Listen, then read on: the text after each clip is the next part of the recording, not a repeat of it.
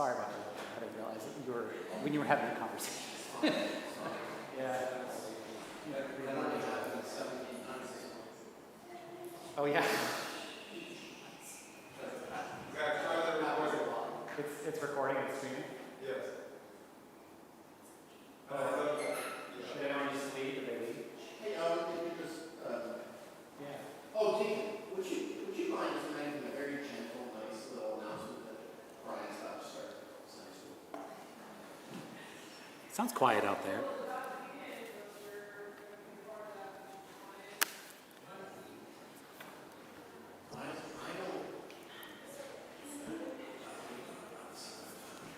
I don't know what to do about this situation. Sunday school.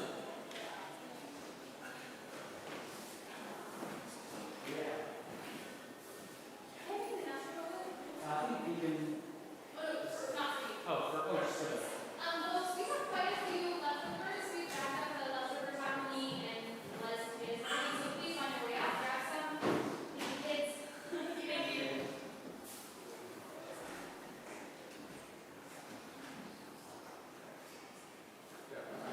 I started it too early and I still know how to Don't know how to pause it. That's fine. That's fine. figure out what it said. Don't say anything for me. Always. Okay.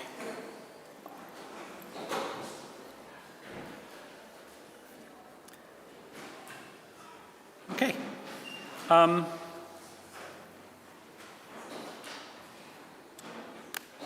So I actually want to build on something that we were talking about last week, that Chesterton presented. So to start, I think it'd be a good idea to recap what we talked about last week, and I'd like you to help me recap what we talked about last week. So how many of you were here for Chesterton's talk a week ago? Yeah, good number, hands, okay, great. So what were some of the things that we talked about in Chesterton, with Chesterton last week? Augustine, okay. That's worth $10. I'm looking for the $500, the $1,000. We talked about, oh shoot, I forgot the words as soon as I started talking. Two different extremes in between, you know. So there was something about two extremes. Anyone remember what the extremes were? Extremes were of? Being and non-being. I don't think that's the one you meant. There was there were like two schools of thought basically about something. Because what was the topic? Augustine on what? What was he? I mean, maybe there's a couple different topics, but what were some of the topics? Freedom. Yeah, freedom was talked about right there. Freedom, quite a lot. Yeah, we're going to be talking about that today. That's actually what I want to double click into. Desire, that's right. So thinking, and both of those tied back to like sort of a common concept of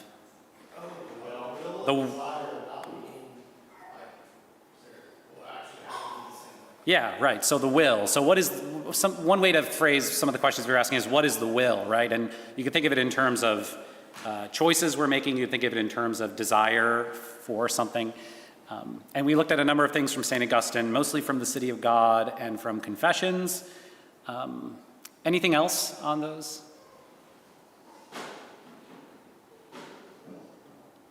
Anything else we said on those topics? I'm going to come back to the extremes in a second. We talked about, yeah, go ahead, Olivia. Sin being the absence of truth. So we talked about this idea that evil doesn't have any positive existence, right? It's a privation of being or a privation of goodness. It's a kind of lack or deficiency in something. Right, so that was another part of it. How is that connected to the will, freedom, etc.? For Augustine. Well, he says you can't, in Confessions, he says you can't desire nothing. So there has to be a desire for something which is necessarily good in order for you to turn toward nothing. Okay, so for you to desire something, it has to be good in some sense. It has to have some kind of positive reality and goodness to it. That sounds good. So is there a problem with that, or do we feel like, wait a minute, that might give us pause if we say that we're always desiring things that are good in some sense? Yeah. The example Dustin uses, only a few things I remember before the talk the other day, is the pears. Yeah, the pears, right? An example is, stealing a bunch of pears. Right. One of his neighbors Yeah, so you could say, desired something positive and determined design. right, so you could say if I'm supposed to be always desiring things insofar as they're good in some sense, then why do I do bad things, right? Why do I choose bad things, right? And this example of the story of the pears is helpful and instructive because you could ask, did he do that for the sake of the badness? Was it for evil's sake that he did this? And where he concludes is no, he says, well, I did it for some good that I perceived or apprehended in that action, which was things like, the camaraderie with his friends, the sense of friendship, this fellowship or communion with them, right? Sharing in this thing with them. So there's a disordering of things there, right? I mean, that's not actually good to do that, right? But what he was looking for in that action was something that was good and positive. Okay, so that's great. This is a great recap. I want to come back to these two extremes you talked about, though, Lauren. Thank you for mentioning those. So when we think about free will, Chesterton presented two extremes in how you might think about free will. And one of them might be called determinism, which is the idea that the choices we make, the things we will, are,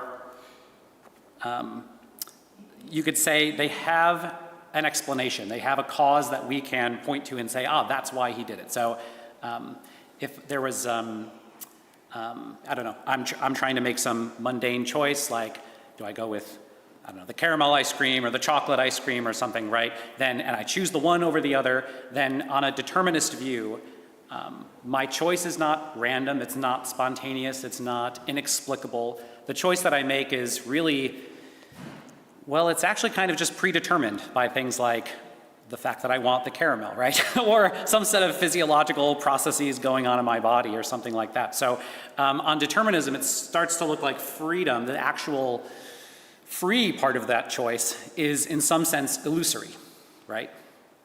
We are basically complicated machines. We're automata that are doing things that feel like choices to us, but are in fact predetermined by other causes that are earlier in the chain of causation. So let me pause there. Does that concept make sense? Yeah, okay. And there's kind of a theological version of this you could talk about, a tension with free will. Just this sort of total predestination, right? That I think I'm making these choices, but actually either God is doing those things through me and sort of, moving me like a puppet on a string, or maybe God withdrew the grace I needed to make the good choice, and so I'm just kind of default to the bad ones, and it was kind of arbitrary on God's part, but it essentially predetermined which of those two actions I was going to do. I went and stole the pears because God decided to, not push me in a different direction, right? Okay, so that's sort of one extreme. The other extreme was this idea of like saying, no, my freedom is my own, my choices are my own. Free will is sort of spontaneous. It can't be explained. It can't be reduced to this chain of causes that, explain away the freedom of my choice. And a word for this is sometimes called the libertarian view of free will. It's only like tangentially related to the political party and stuff like that. So don't get too mixed up. It really just means this like totally free will that is no causal explanation backing it, right?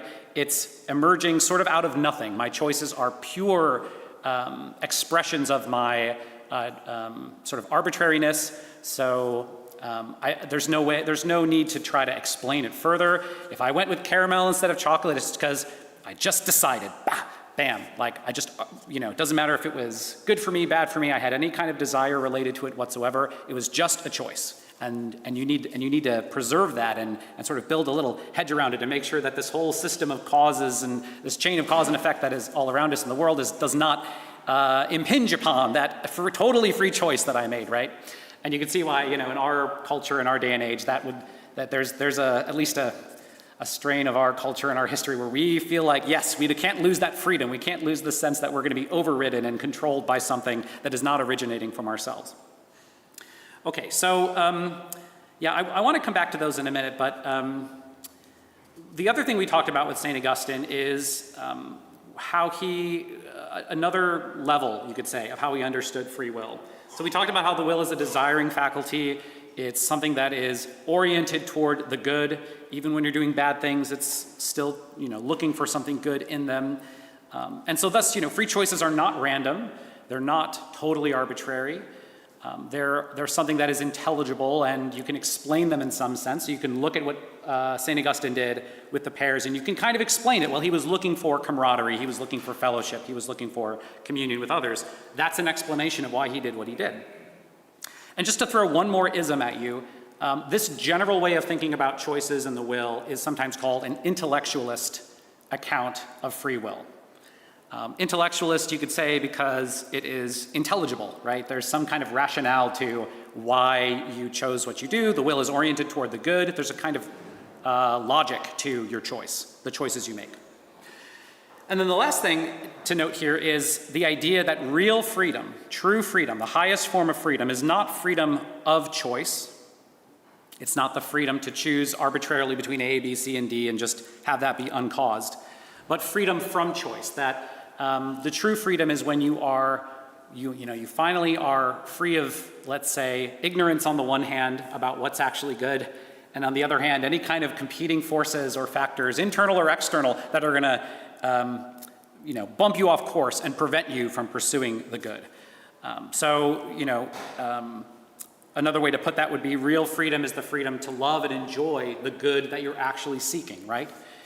Free of ignorance of the good or interference in your quest to obtain it. Okay, so I want to resurrect these topics and bring them back because I think there's more to say. And I think that there's a couple of questions we were left with at the end there, which again, I think there's a little bit more to say. I think there's more to fill in the picture. And I want to bring in some other figures. I want to bring in a little more Augustine, but I want to bring in some other figures to help what I think is fill in the picture, round out the picture.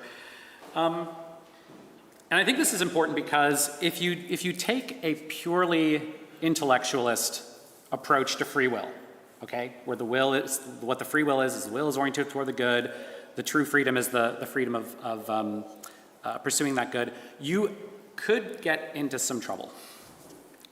And again, to see why, think about this question of what causes evil, like what causes us to choose evil. We saw an answer from Augustine that was touched on briefly last time, that don't look for an efficient cause of the evil action, there was a deficient cause, right? And again, rhetorically, absolutely brilliant. But you do want to say a bit more, like, well, tell me more about what is this deficient cause, or where did that deficiency come from? Is it something, did God not make this thing good? Did he not make it perfect? Did he make a deficiency in there? Where does that deficiency come from, right? And the intellectualist answer to this question, what causes evil, and I'm not really lumping St. Augustine in with these people. I think that maybe someone like St. Gregory of Nyssa falls more in this camp. But St. Augustine, I think, as I'm going to talk about, has, I think, a richer answer here. But one way that an intellectualist account might answer this is to say, well, there's basically two reasons why we ever do evil. One is ignorance, okay? Just we're making mistakes. We don't have knowledge, or we don't know what we're doing, and we don't know what the consequences of our actions would be. So for example, let's say I'm a kid, I'm playing baseball in the backyard, ball comes, I hit it. I chose to hit the ball, it goes, breaks the neighbor's window, all right? I didn't know it was going to do that. Did I choose to break the window, right? Well, not really. Like I wasn't what I was trying to do. It wasn't part of my choice. I was ignorant that was going to be the effect of my, of me hitting the ball. And so the thing I did that was bad was just due to ignorance of some circumstances around my action. A second way that an intellectualist might say your action is, what causes the evil in your action is a kind of weakness of the will, okay? So you could cash that out as I'm temporarily ignorant, right? So I know what's good for me, but in the moment, in the sort of the heat of the moment, I know the broccoli's good for me, but then that fried chicken slides into view and it just kind of like takes over and I'm temporarily blinded to the broccoli and I get redirected, right? So in that moment, right, there's almost like a temporary blindness that happens, a kind of ignorance. Or you could think of that in terms of a kind of internal pressure or internal coercion, right? So I've got these competing desires now, right? The desire for healthiness, and then, ooh, but the fried chicken over here. And those desires came into, clashed with each other, and the one just overpowered the other. There was a, coup d'etat, there was a revolution, and the lower overcame the higher, and that was the reason why I chose the unhealthy option, right? And so if that's the intellectualist answer, then the question is this. Are actions done with that kind of ignorance or weakness of the will really free choices on an intellectualist account? What do you think, Robin? Well, would the intellectualist account imply that our choices are determined by our desires and knowledge? Yeah, I think so. But if I'm choosing the fried chicken because I just can't help myself, on an intellectualist account, is that a free action, really? Or is that an example of slavery and a lack of freedom? Well, it's free in the sense that we're free to conform to our desires, but if our desires are not aligned with our proper telos, then ultimately it's Yeah. unblind. I mean, I think that's right. My challenge to a pure intellectualist account is I don't know if they have the room for that. There isn't any purely, not the If so right. So let me tease that out a little bit, right, and try to explain why I think there's a tension here. So if what freedom really is, right, that's what we said. It's not freedom of choice. It's not the ability to choose to eat the fried chicken or not. It's freedom from these factors that are going to derail me from the true good, right? Then wouldn't those examples be examples of me not being as free as I could be? Yeah. From the intellectualist point of view, it's exactly. I think so. And I think that those who are really, really what I'm going to describe as pure intellectualists, they understand that's the implication of this view. So, for example, yeah, no, go ahead. I mean, doesn't it actually mean that there is no, I mean, from their point of view, from this purely intellectualist point of view, it means there is no objective good. That's really the only way. That they're, why, say more. Because if there's no objective good, then in order to say that not having other choices other than the good is true freedom, you have to be able to define that which is good objectively. If you can't do that, Yeah, well, I mean, so intellectualists, I think, would say that you can. You can very meaningfully talk about the highest good, the supreme good. You can do it in sort of a Plato way. You can do it very much in a Christian way. So, yeah. Can you give me some examples of some thinkers who would fit the description of like an intellectualist Yeah. position on this? I'll give you two, and the second one will let me segue into the next thing I wanted to say, so thank you. The first is, I think if you read, and open to dispute on this, but I think if you read St. Gregory of Nyssa's text on the soul and resurrection, the account that he gives there of choice and of the good is a pure intellectualist approach. And he's awesome, but there are a couple moments where you're like, I think this could go down a bad road, is what my read on it. The second figure would be someone who very much sees himself as a disciple of St. Gregory of Nyssa, and that's a certain three-named Orthodox-ish theologian who's written a lot of good books and bad books. Who, again, so David Bentley Hart understands, I think, that the implications of this intellectualist view is that the sinful actions we're choosing in this life, are not really free actions. They're examples of slavery and a lack of freedom. This is, I think, very much something that motivates his defense of the heresy of universalism, of like a dogmatic, necessitated universalism, I should say. So, because if that's the case, right, if God just sees that we're floundering around in the mud and we're sort of helpless because we're not really free, then as soon as he purges us of those things, then we automatically automatically, right? No further choice needed. Automatically, like no more libertarian style choice on our part is needed, right? He strongly rejects any kind of libertarian free will defense of people rejecting God. So if you remove those blockers, the ignorance and the weakness of the will, you automatically, bing, right there to the good, the capital G good. And that is, this is an oversimplification, but that's basically his argument for, one of his arguments for universalism. Lauren? What would you say is the difference between that idea and like predetermination or like predestination?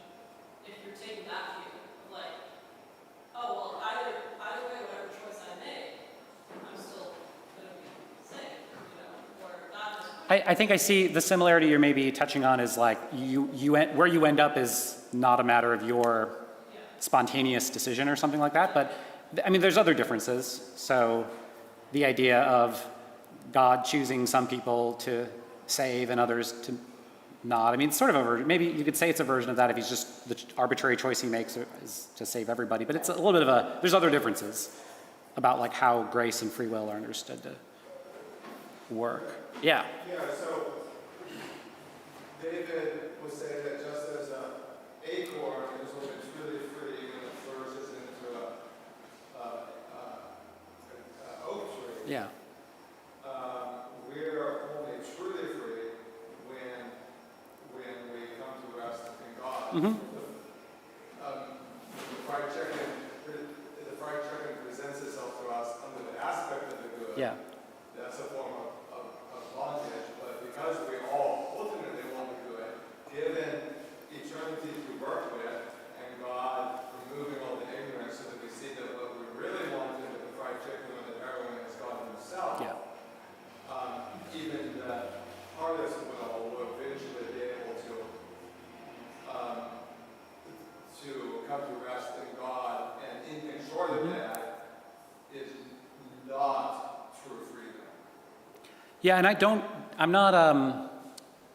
don't disagree that is true freedom. So, because I like, let's think about the example of the saints in heaven, or let's think about our Lord Jesus, right? So he's the one who's he's the most human, he's the most free, also has no possibility of sinning. So yeah, that is true freedom.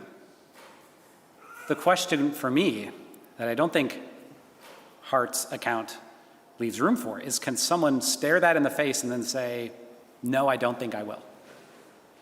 And his answer is absolutely not. For him, it's incoherent to leave any room for that. So I'm not challenging the intellectualist, the general shape of I think the general shape of the intellectualist account is true. It's just not the full picture. That's what I want to say. And I don't think St. Augustine thinks it is, and I don't think St. John of Damascus thinks it is. Again, I think St. Gregory of Nyssa that's a little troublesome. Like he goes, I want to be charitable, but I think he goes down that road, but I don't think St. Augustine thinks that. Yeah. Just so that we're clear, I'm not misunderstanding you. Are we basically saying that this idea of the intellectualist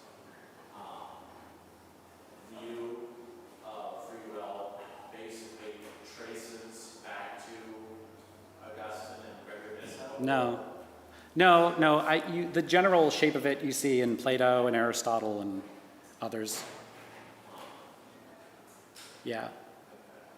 And again, I think it's not the wrong framework overall, but yeah. It's also Buddhism, essentially. If you look much farther, Yeah. Okay. like that's the same, like, Yeah. evil is ignorance. Right. And you can even cash out weakness of the will in terms of ignorance, right? Like a temporary, situational, episodic ignorance, right? Right. Yeah. Right. That is steering you in the wrong direction. Yeah. Would disordering, would having the wrong priorities qualify as ignorance?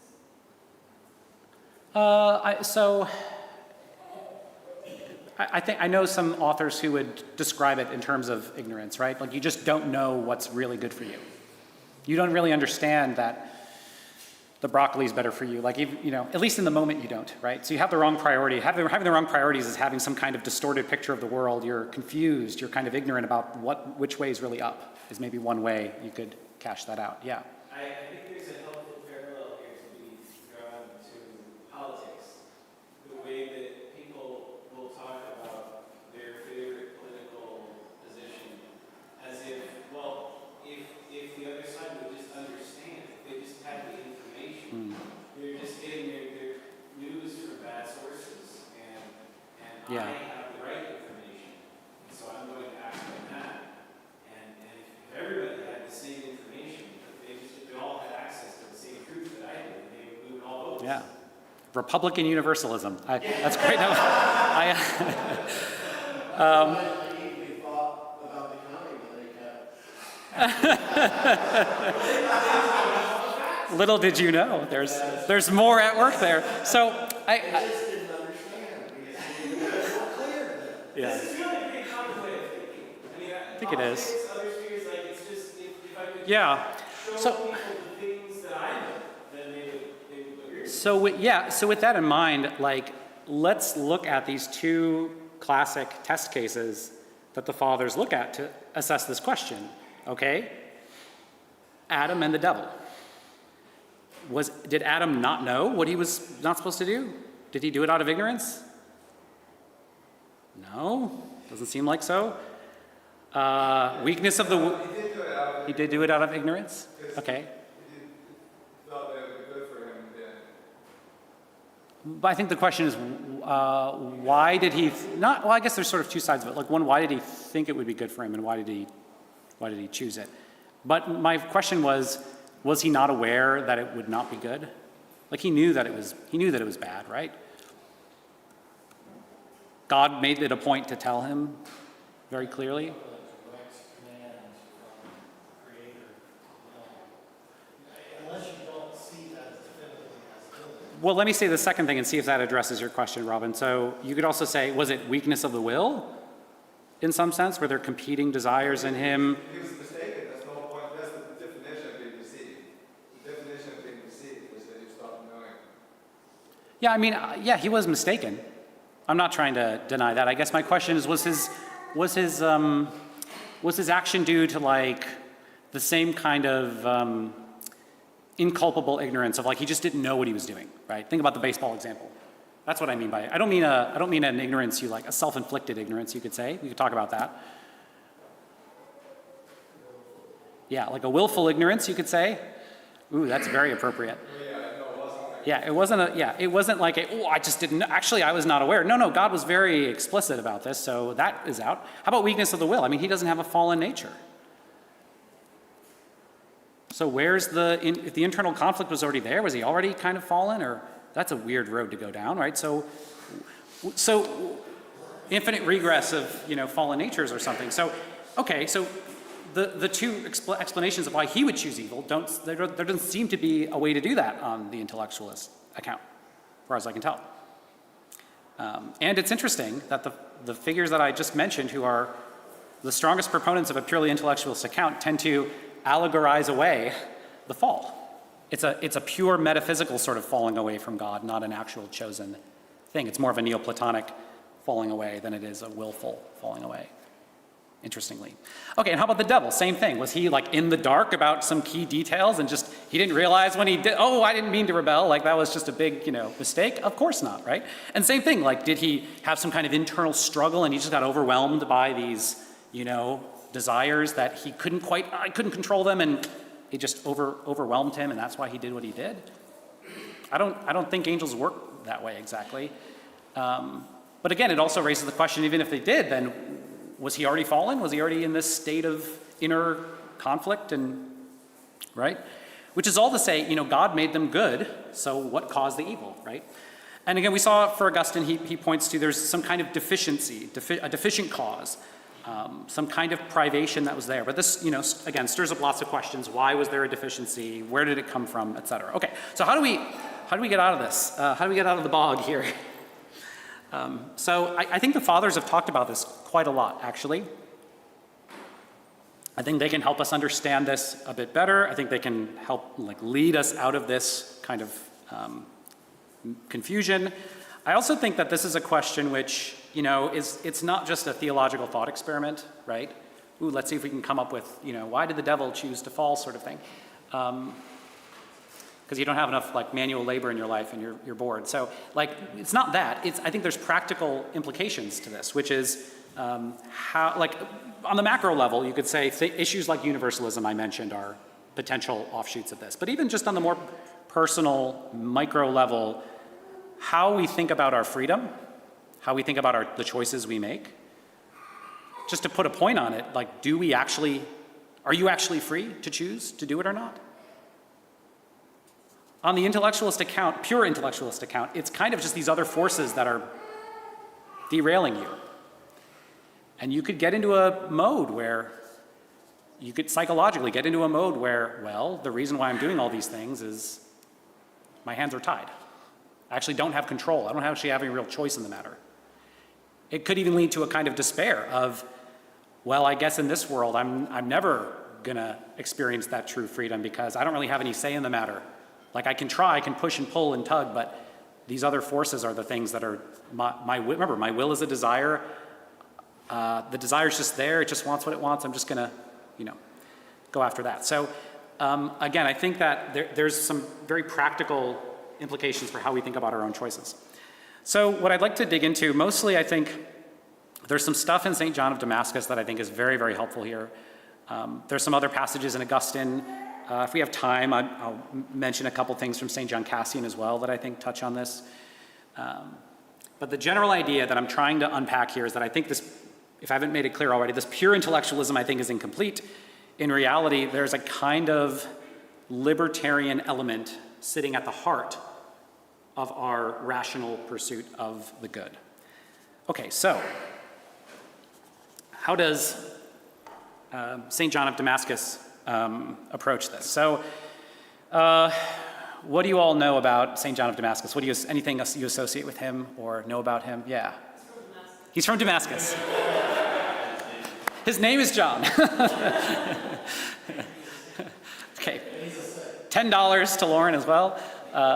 She's on the board. He wrote a Defense of Icons.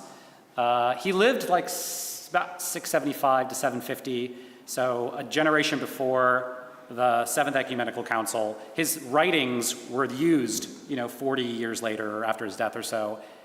They played a big part of the Seventh Ecumenical Council in the Defense of Icons, and because there was controversy at the time in the Byzantine Empire, and he was writing treatises to try to set them straight. Yeah. I think you're right, Chris. Was he right around the time of the Islamic uprising? Yeah. So he lived and worked under an Islamic caliphate. He worked for the court for a long time before he became a monk, I believe. So yeah, he was an Arabic Christian. He knew Arabic and Greek, had an extensive classical education. Anything else associated comes to mind with St. John? Yeah. No Eastern Rite people here. They'd say, he's all over our hymnography. He practically wrote the hymn book, right? He's like the St. Ambrose of, the Eastern Rite kind of thing. He wrote, just his hymnography is extensive. But there's probably the most famous work of his is something called An Exact Exposition of the Orthodox Faith. Has anyone heard of that before? Ring a bell? Okay. That's a 3rd volume in a 3-volume work called The Fount of Knowledge. The first volume is something called Philosophical Chapters, where he basically recapitulates Aristotle's logic and basic metaphysics in sort of a overview, systematic way. The second volume is, sometimes people have heard of it, it's his sort of catalog of heresies.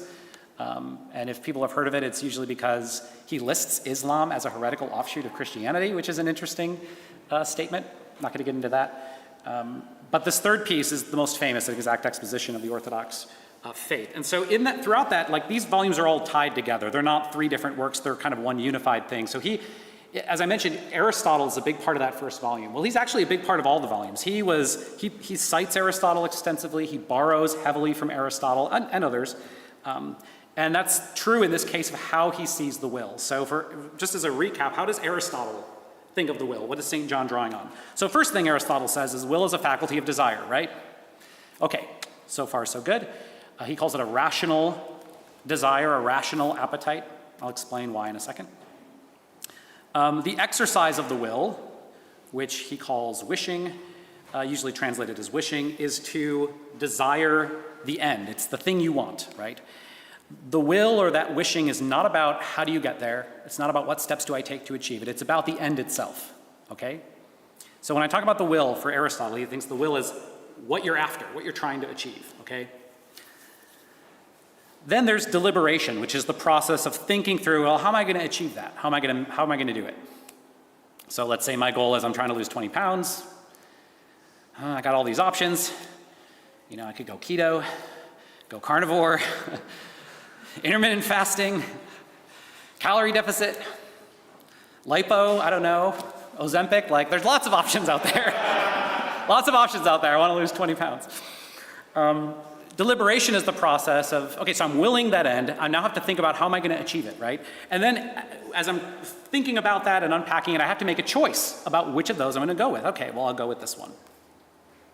And that for Aristotle is what choice is. Choice is about the specific path you choose to get to the end. It's not about, you don't choose the end itself. The end is just supplied by what you desire. I didn't have to deliberate about whether I wanted to lose 20 pounds. I just woke up one day and wanted it.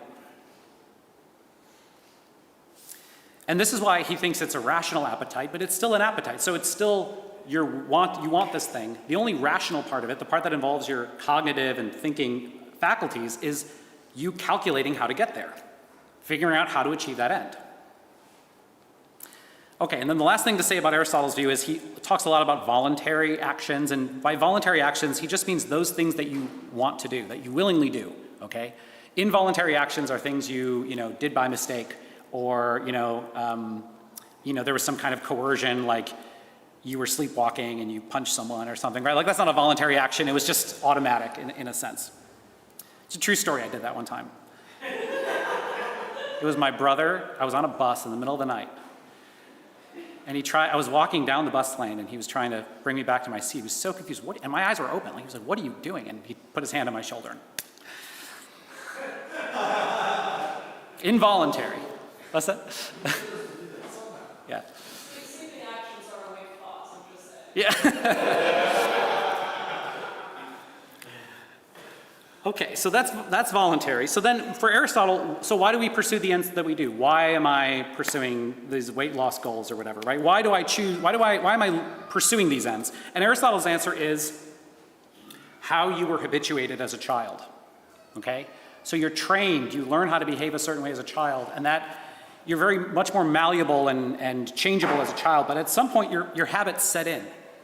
And that determines what you'll go after in life, okay? If it's virtuous, if you habituate someone in a virtuous way, you'll pursue virtue. If you do it in don't train them up the right way, they're going to pursue vice, and you can't really change what they desire or what they go after. I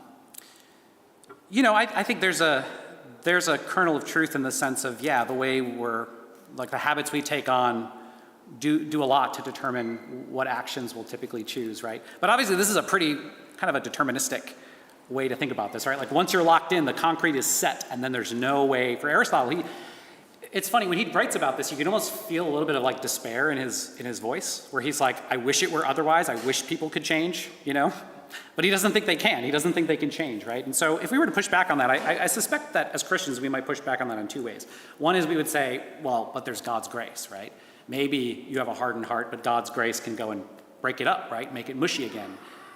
Reshape and change someone. And of course, Aristotle doesn't have that thought never crossed his mind. He doesn't have that idea or that experience. But I think there's another way we could push back on him, and that is Aristotle really doing justice to free will in that situation? Am I actually totally locked in, and then at that point, there's really no way for me to deviate?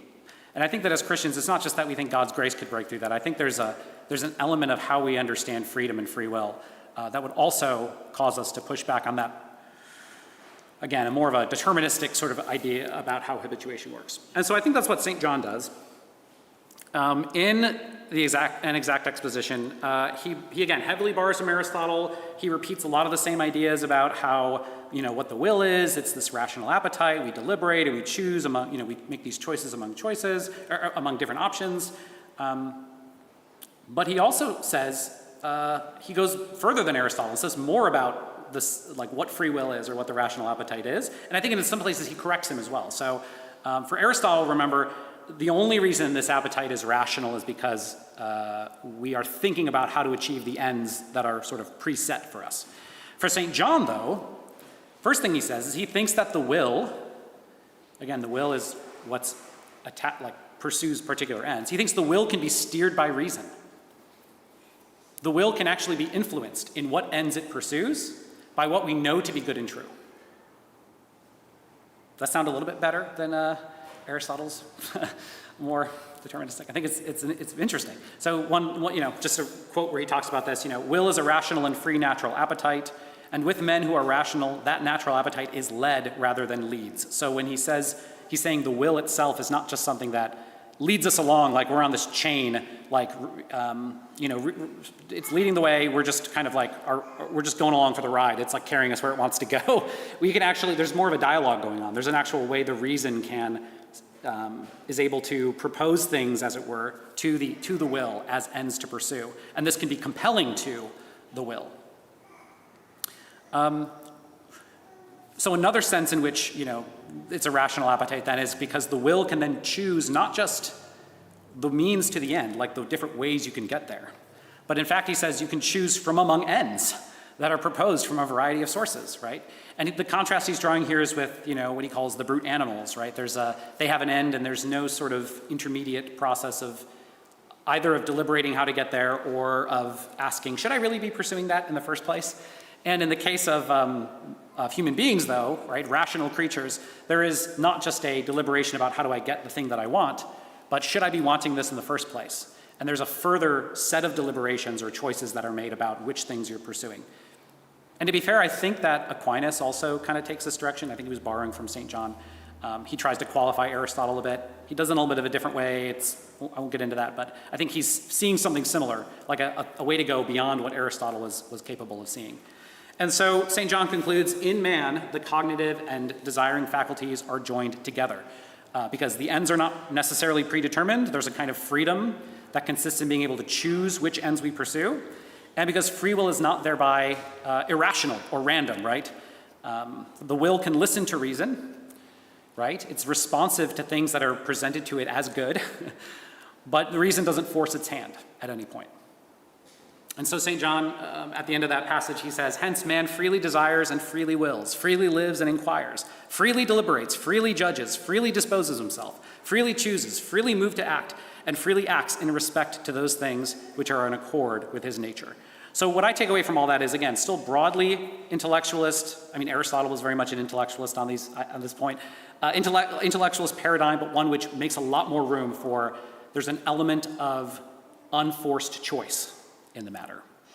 You can have two ends in front of you, you can know the one is better than the other, and you could still choose the lower one. Even if you're not, no one's twisting your arm, right? Even if you're not just mistaken, things like that. Okay, in another section of an exact exposition, he raises the question, do we have free will? Then he kind of reformulates that as what causes our free actions, right? And he thinks about some options. He's like, okay, what causes our actions? It could be, God is causing our actions, right? We're just puppets on a string and he's leading us along. Could be necessity, there's some kind of inherent and necessary chain of causes and effects, and that's what's causing us to do what we do. It could be fate. He considers fate as an option. Could be nature, could be chance, could be spontaneity. He lists all these options. But he rejects all of them. I mean, a bunch of them basically boil down to someone forces us to, right? God or nature or somebody twists our arm and makes us do what we do. Or it could be chance and spontaneity, and then it looks a lot like these are our two extremes, right? Right? The first four or so of these collapse into, it's all predetermined. The latter of these collapse into, it's all random and there's no way to make it explain it, right? But St. John doesn't go for any of those. He says, indeed, nothing remains but the fact that man himself, as acting and doing, is the principle of his own works and is free, okay? So what I take this to be is, when we think about what causes our free actions, you can't find some further cause of our free actions. You're not going to find it in, well, just put this person in this situation and they're going to choose that thing every time, okay? It's not going to be automatic. There's got to be some element to our free choices which is irreducible, okay? Which comes from us and no one else determines what that is. Again, doesn't mean it's random or spontaneous. Doesn't mean I'm just, it's totally can't be explained. If I'm choosing these things, it's because I see them as good, right? But my choice is not predetermined, okay? There's really, I think, a lingering assumption here, right? Let me just try to come at that same idea from another angle. So some of us maybe, or like we might feel this way sometimes. We might say, well, okay, but if I chose A over B, there must have been some factor that tipped the scales, right? Something had to force it, right? Why did I go with A over B, right? And so we're looking for something. We're looking for some other detail, some other event, some other part of our physiology, some other divine decree, something that is going to be the reason why the scales tipped between A and B. And the answer, what I think the actual answer is, why you chose A over B. A and B were both viable options in a way, right? They both presented themselves as good. Maybe one of them was really good and the other one was really bad, but they both presented themselves as good. Okay, so why did I choose A over B? The answer, and again, I think this is just disappointing to people, but it's just true, is the reason why I chose A is because I chose A. Because I had a choice. And I think any attempt to try to reduce that choice to some other predetermining factor would end up robbing it of its free character. It really does just collapse back into a kind of determinism. I was just a machine who, put in the right inputs, get the right outputs. I think the whole point of this sense of free will is that there actually is a real way we act that is not predetermined in that way. Okay, so the last thing from St. John that I want to bring up is he talks about how choice is connected to our mutability as creatures, our ability to change, right? The fact that we are creatures.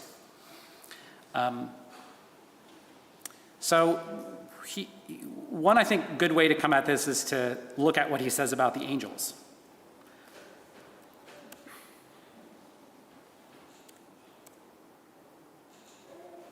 So, remember, we're not just talking about human beings here. We want to also describe freedom in a way that kind of makes sense of what it means for an angel to choose something or an angel to be free. So St. John says, angels are rational and free, but they're also variable. They can change. They're not, only God is actually immutable. Only he is actually that perfectly stable and free in that highest sense. Anything that's created is going to have, it can go this way or it could go that way, right? It could draw closer to God or it could draw further away. That might look different for human beings and angels. For us, it's over this extended period of time in this life where we can move closer, further away, etc.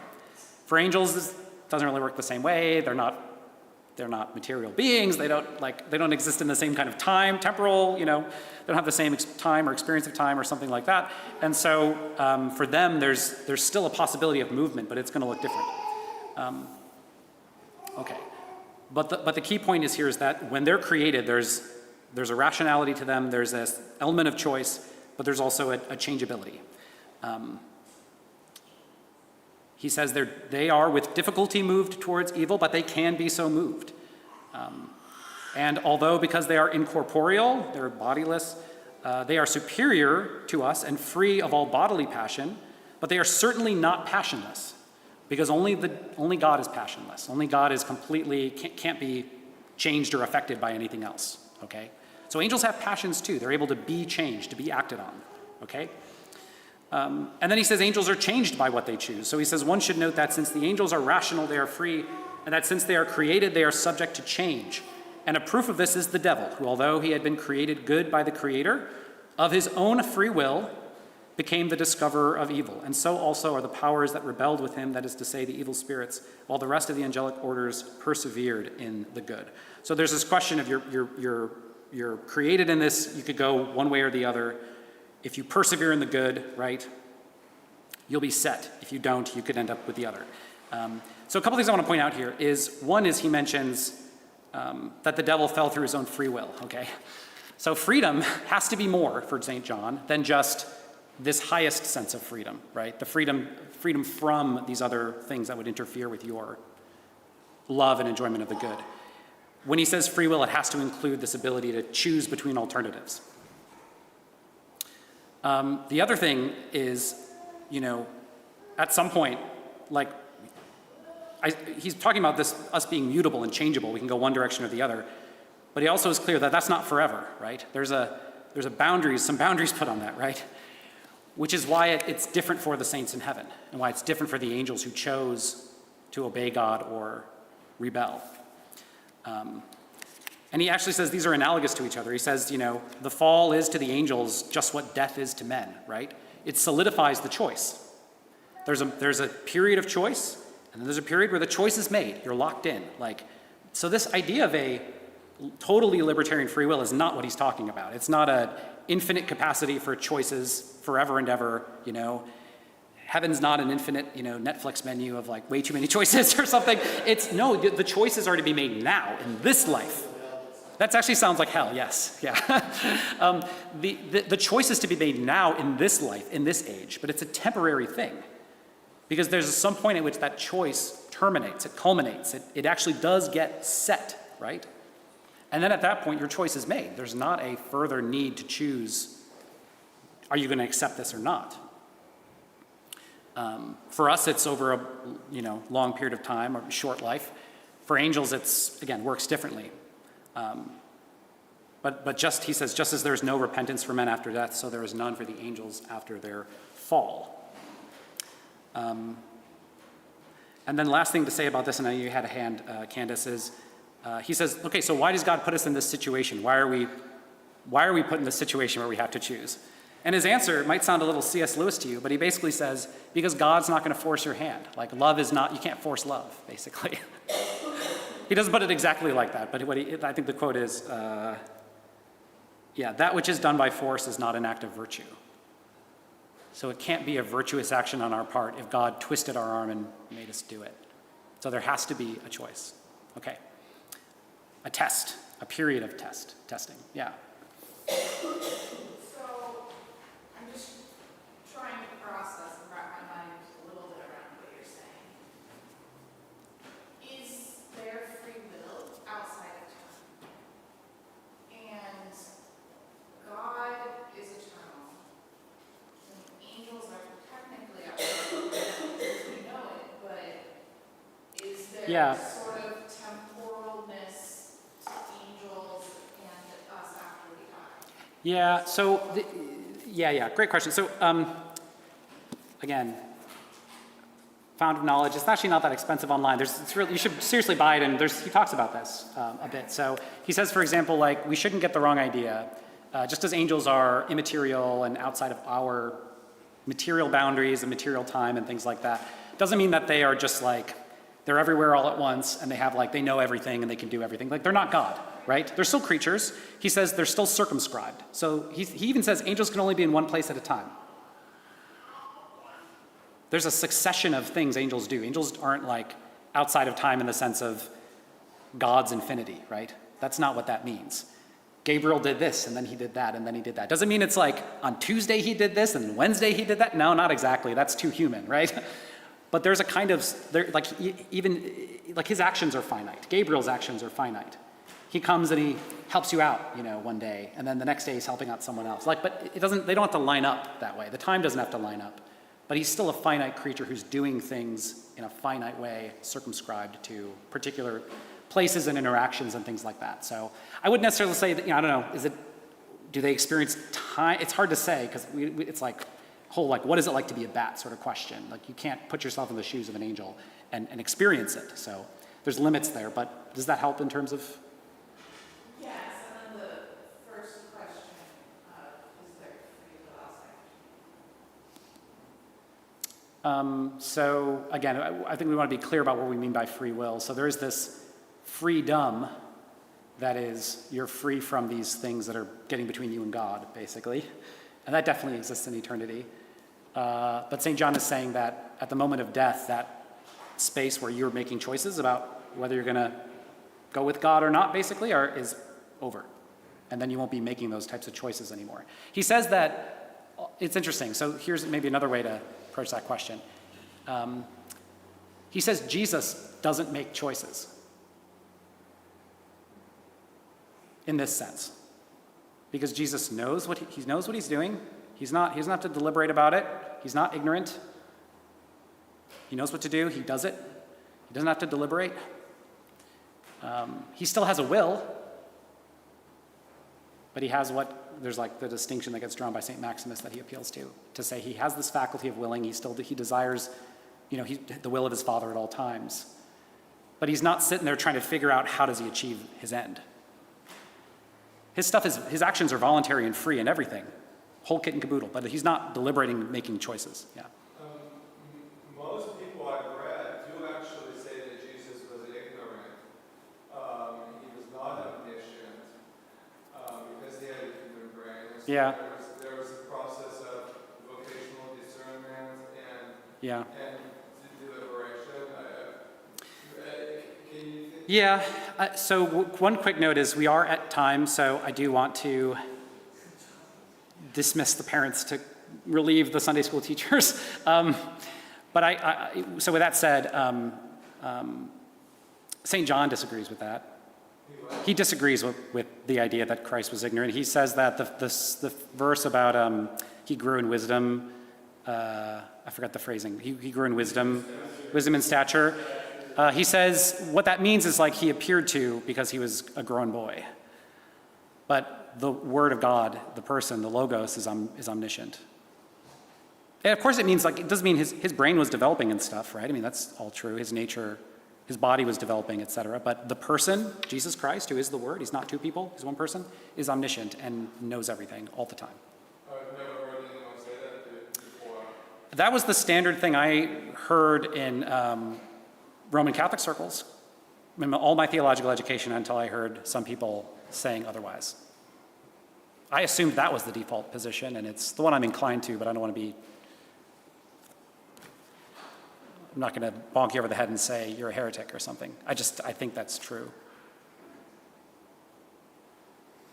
Was there, parents, yes, feel free to go, but did you want to ask a question though?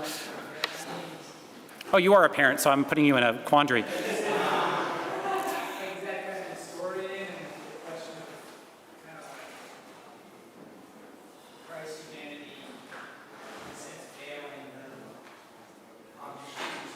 Yeah, I think the concern there would be, the objection is it would be Nestorian, right? That there's basically two subjects, one who knows, the other who doesn't. Or two two subjects.